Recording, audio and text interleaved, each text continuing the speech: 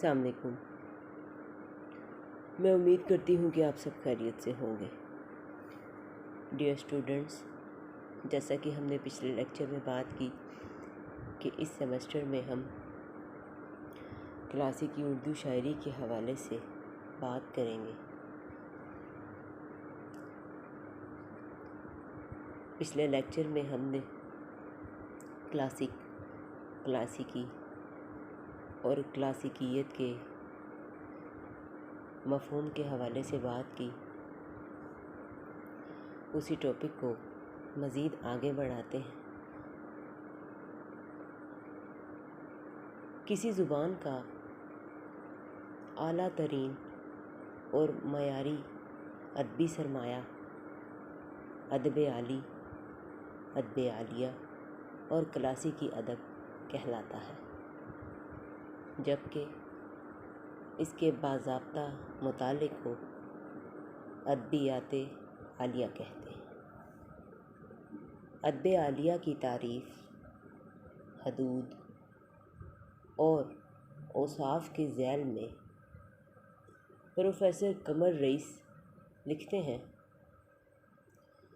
وہ ادب جو پختگی، فن اور جمالیاتی لطف کے ساتھ دوامی اوصاف کا حامل ہو، جو ایک زندہ روایت کا درجہ حاصل کر کے آنے والی پیڑھیوں کو متاثر کر سکے، ہر عہد جس کی قدر و قیمت اور معنویت کو از سر نو تلاش کرے، اور پھر جس کے گھنے سائے تلے نئے تخلیقی پودے نمو پا کر برگ و بار لائیں، کلاسیکی ادب کہلاتا ہے۔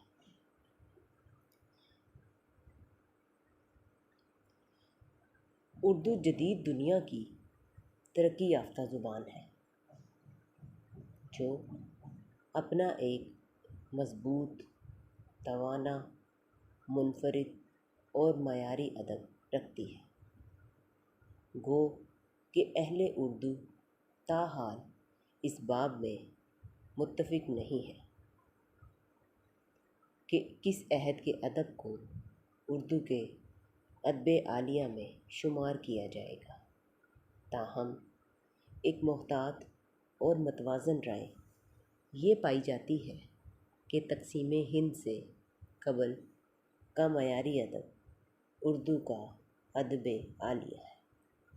اسی عہد میں اردو نے ترقی کے وہ مدارج طے کیے جو پھر اسے نصیب نہ ہوئے۔ موجودہ اردو کے سارے خوشنما بالوں پر اسی عرصہ کے مرہون منت ہیں۔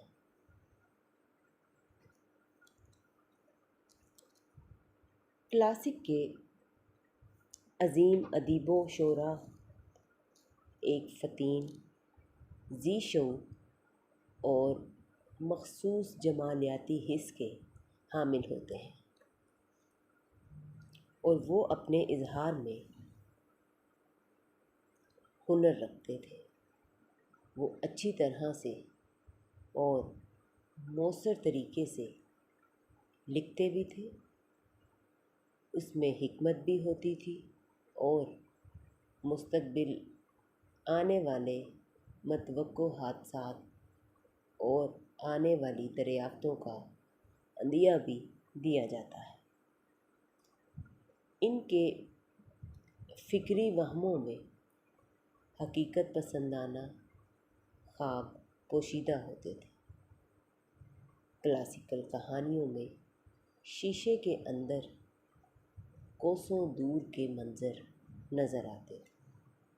پھر چند ہی صدیوں بعد یہی وہمیں سچ ثابت ہوئے، اور ہم نے دیکھا کہ پھر ٹیلی ویژن بھی آیا، اور اب ہم فیس ٹائم کا لطف بھی اٹھا رہے ہیں، اور سوشل میڈیا پر اسے کتنا فائدہ ہو رہا ہے یہ بھی آپ کے سامنے ہے۔ قصہ مختصر یہ کہ کلاسک کے بغیر ادب ایسا درخت ہوتا ہے جس کی جڑیں نہیں ہوتی۔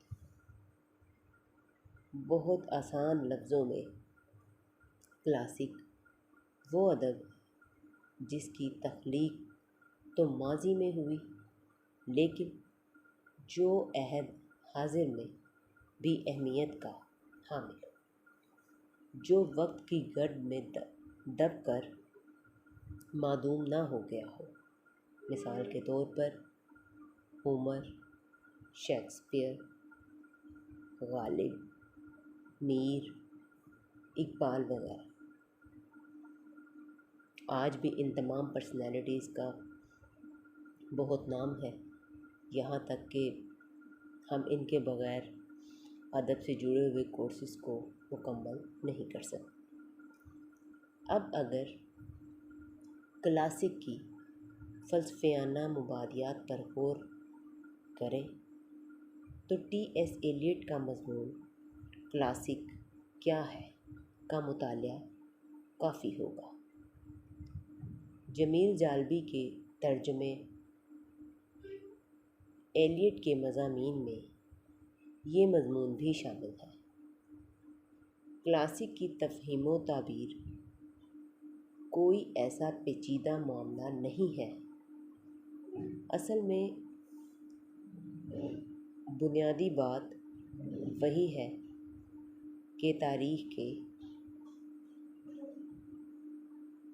ارتقائی عمل میں کلاسک ادب اپنا کردار ادا کرتا ہوا تہذیبوں کو ایک اساس فراہم کر دیا جاتا ہے، اور پھر اسی زبان کا ادب اپنے تسلسل میں روایات کے ساتھ آگے بڑھتا ہوا عصر حاضر کی تمام ادبی ضروریات کو پورا کرتا ہے، اور پھر آج کا زندہ رہ جانے والا ادب آنے والے کل کا کلاسک ادب کہلائے۔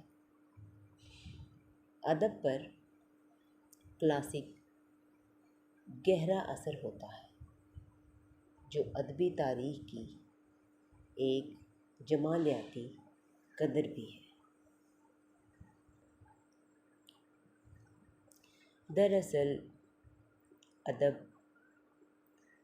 کلام کی پاکیزہ شکل ہے، اور کلاسک ادب کی پاکیزہ شکل ہے۔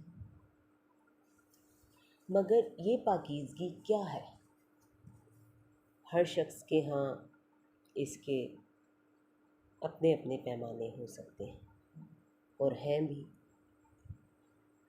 تاہم جو معیار ہم نے منتخب کیا ہے وہ ہمارا نہیں، اگرچہ ہمارے دل کے بہت قریب ہے۔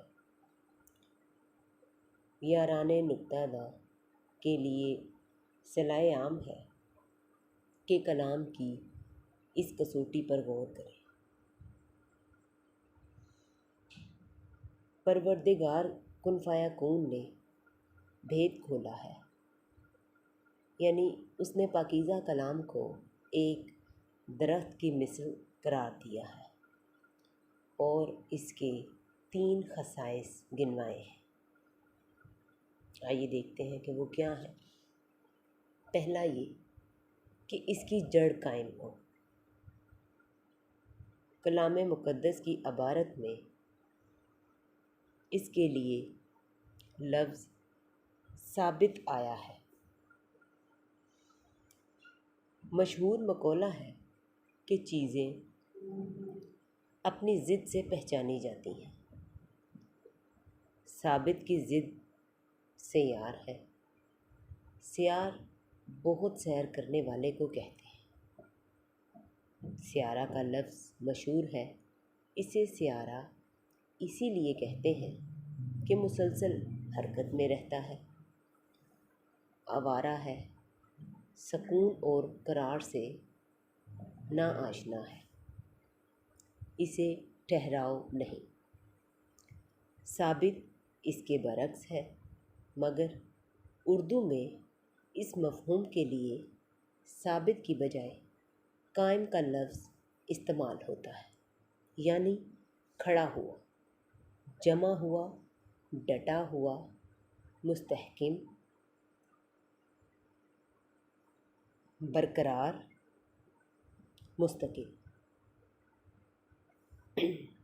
تو پہلی شرط پاکیزہ کلام کی یہ ہے کہ وہ ثابت یا قائم ہو۔ ناپاک درخت کی مثل نہ ہو کہ جڑ زمین میں اترنے نہ پائی اور اکھیڑ لیا گیا، اب ٹھکرایا اور روندا جاتا ہے، در بدر گھسیٹا اور رلتا پھرتا ہے۔ پاکیزہ بات کی جڑ مضبوط اور گہری ہے، وقت کی آندھیاں اسے ہلا نہیں سکتی اور زمانے کے شیاطین اسے اکھیڑ نہیں سکتے۔ وہ وہیں ہے جہاں تھی اور وہیں رہے گی جہاں ہے۔ تعبیر اس کی یہ ہے کہ پاکیزہ کلام زمان و مکان سے ماورا ہے، یوں نہیں کہ وقت نے کروٹ لی اور اس کی عمارت منہدم ہو گئی، بلکہ وہ قائم ہے۔ ہزاروں برس پہلے جو بات کہہ دی گئی آج بھی اس کا وہی اثر ہے، وہی شان ہے اور وہی حقانیت ہے۔ یونان میں کہی گئی بات اور ہندوستان میں سنی گئی تو یوں نہیں جیسے کوئی پھل دساور کی منڈی سے گھر پہنچتے پہنچتے سڑ گیا ہو، بلکہ یوں کہ گویا ہندوستانیوں کا کہ گھر کا میوہ ہے۔ سکہ بند ناقدین کے ہاں ایک کچا پکا تصور اس اصول کا پایا جاتا ہے، وہ اسے آفاقیت کہتے ہیں، لیکن اہل بصیرت پر روشن ہے کہ قرآن مجید کے بیان میں اور آفاقیت کے روکھے پھیکے تصور میں جیتے اور مردے کا سا فرق ہے۔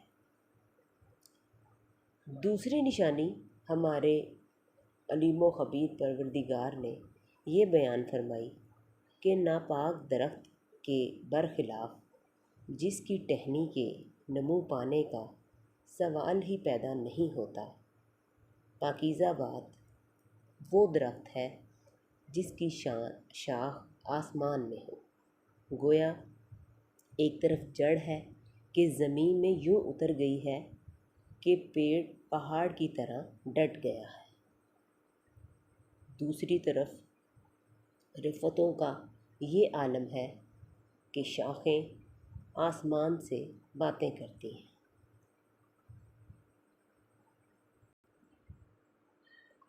مراد یہ ہے کہ پاک کلام محض عالمگیر حقائق کو بیان نہیں کرتا، بلکہ ان میں بھی بڑے بلند پایہ اور رفیع الشان نکات پر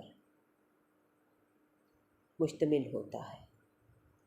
مثلاً دیکھیے کہ انسان ایک دو پایہ ہے، جو عقل رکھتا ہے اور کلام کرتا ہے۔ تاریخ میں خدا جانے کتنی بار یہ بات بلا واسطہ اور بالواسطہ طور پر دہرائی گئی ہوگی، لیکن ایک ناقابل تردید سچائی اور آفاقی حقیقت ہونے کے باوجود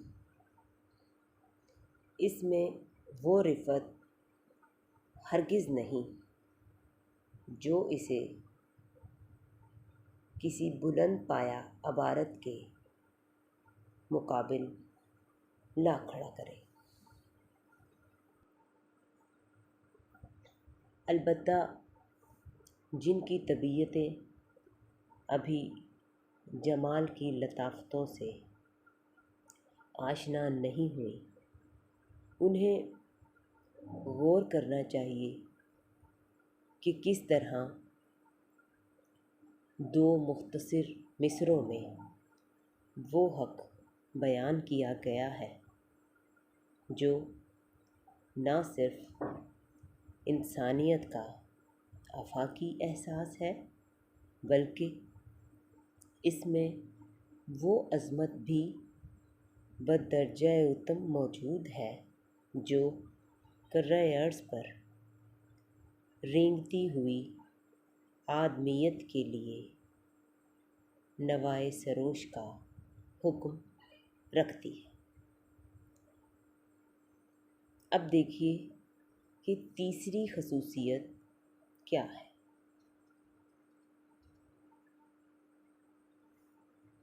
پاکیزہ کلام کا پیڑ اپنے رب کے حکم سے پھل لاتا ہے۔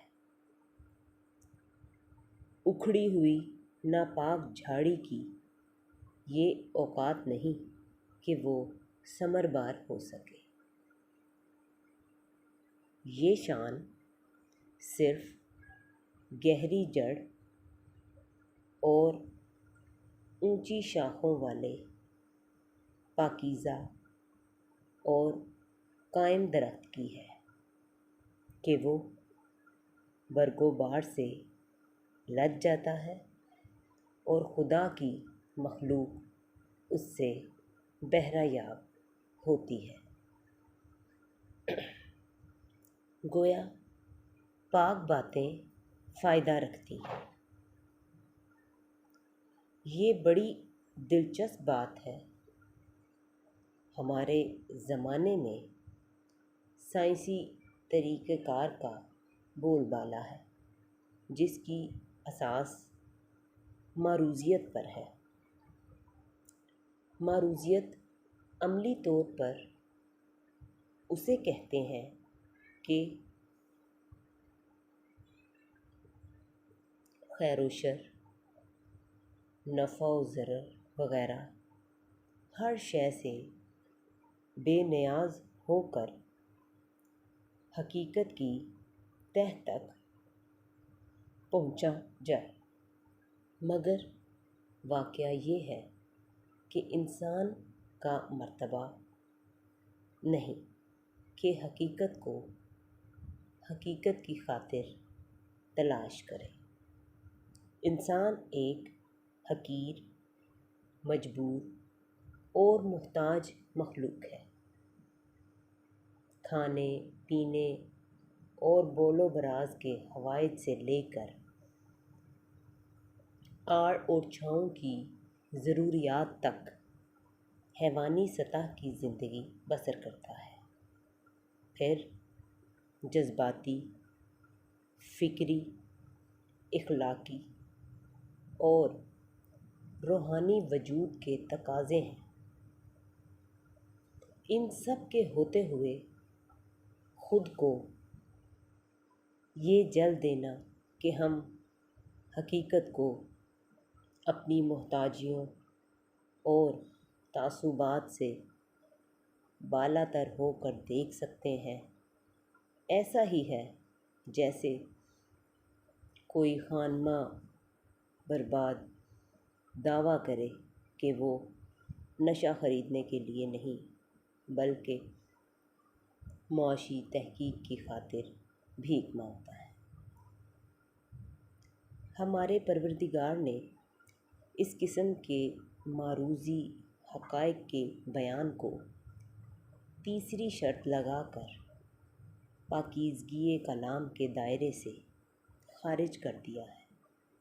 پس سائنسی فلسفیانہ اور آج کل کے معیار کے مطابق تحقیقی مقالات پاک باتوں کے درجے کو نہیں پہنچنے گے جب تک وہ معروضیت کے ذم باطل سے چھٹکارا نہ پائیں اور انسان کی سرشست میں گندے ہوئے رجحان کا احتراف نہ کریں۔ ان کے پاکیزہ کلام ہمیشہ انسان کے لیے فکری، جذباتی، اخلاقی اور روحانی لحاظ سے پھل لانے والا ہوتا ہے۔ گویا ایک روحانی دسترخوان ہے جس کے بچھانے والے نے خبط عظمت کا شکار ہو کر اپنے مہمانوں کی بھوک کو نظر انداز نہیں کیا، بلکہ بڑی مستعدی سے گوناگون لافانی سامان ان کے لیے فراہم کر دیا ہے۔ اگر اس کا خلاصہ بیان کیا جائے تو وہ یہ کہ پاکیزگی کلام 3 چیزوں پر منحصر ہے۔ اول یہ کہ بات قائم ہو، دوم یہ کہ بلند ہو، اور سوم یہ کہ مفید ہو۔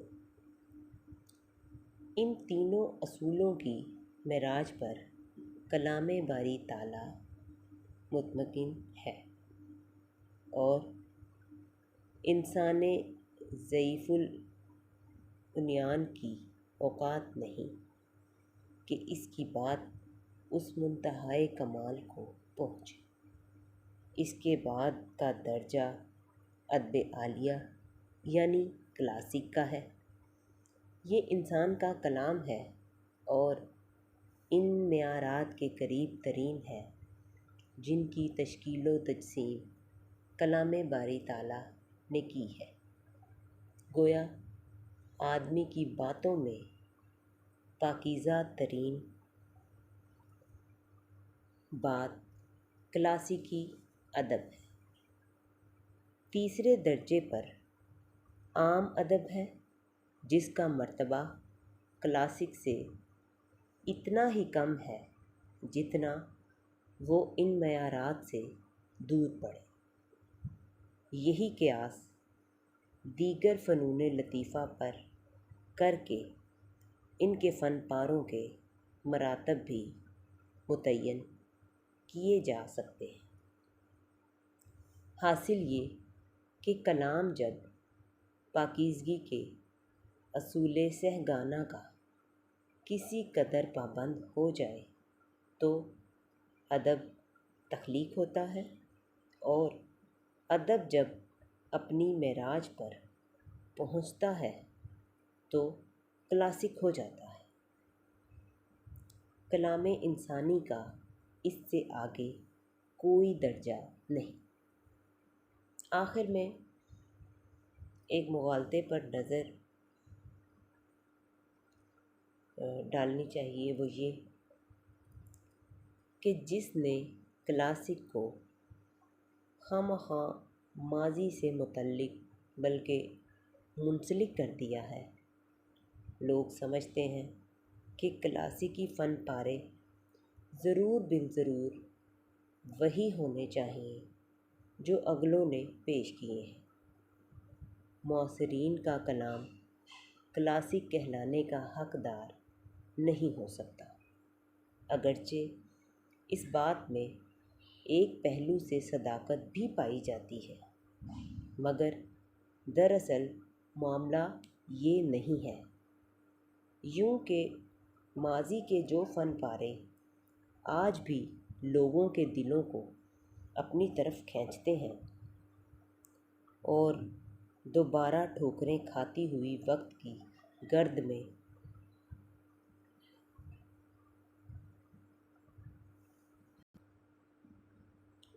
بہت کم چیزیں ہیں کہ پرانی ہونے کے باوجود نئی معلوم ہوتی ہیں، اور بارہا ملاحظہ کر چکنے پر بھی ان کا سحر نہیں ٹوٹتا۔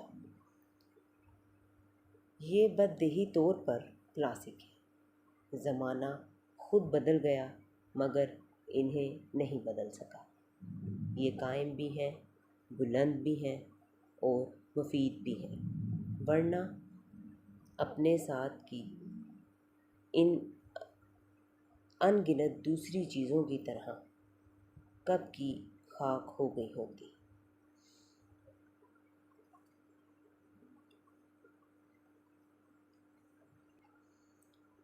ان کی جڑیں اکھڑ گئی ہوتی، ان کی بلندیاں زمین بوس ہو جاتی اور ان کے میوے ہم تک پہنچنے سے پہلے کیڑوں کا رزق ہو گئے ہوتے۔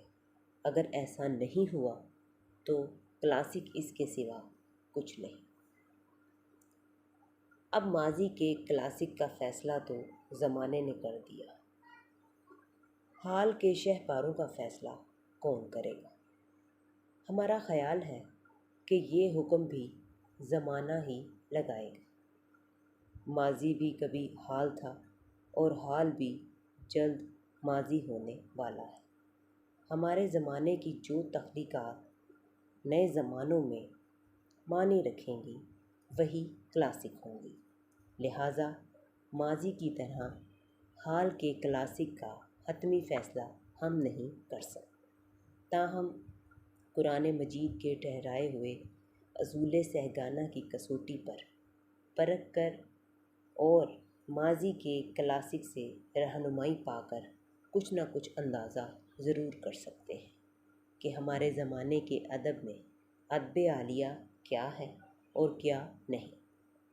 مثل ہے کہ ہونہار بروا کے چکنے چکنے پاؤں، جو کل کلاسک کہلانے والا ہے، اہل نظر اس کے تیور آج بھی بھانپ سکتے ہیں، مگر اگر وہ اہل نظر ہوں۔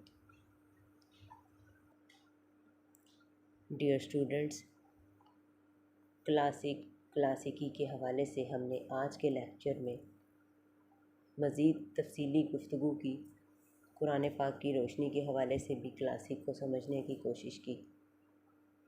اسی پر نیکسٹ ٹائم مزید بات کریں گے۔ آپ سب کا بہت شکریہ۔ السلام علیکم۔